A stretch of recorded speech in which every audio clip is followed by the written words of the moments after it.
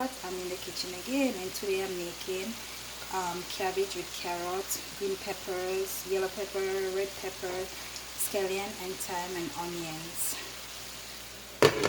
And over here I have me some basmati white rice. So over here I have some peppers, onions, scallion and thing going on over here.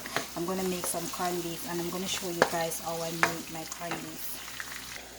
So here I have my braised corned beef.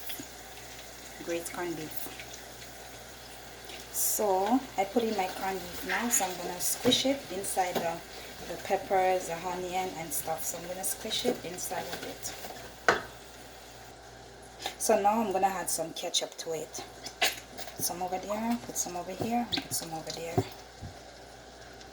Now I'm going to pour some water in, because you don't want to eat corned beef and it's so dry. You want to have that gravy running. So stay tuned guys, you're going to see the finishing. Now I'm going to add some sweet chili sauce. You give it that sweetish tasty flavor, and it's a little spicy too. I'm going to add a little black pepper on it.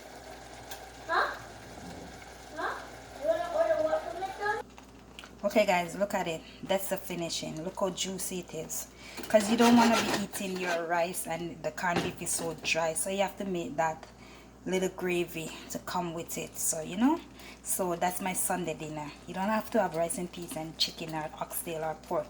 You can sometime go small. So that's my Sunday dinner. So my corned beef, my cabbage and my rice. I'm gonna make some juice, some carrot juice with beetroot. Bye guys, thank you for watching. That's how I made my corned beef.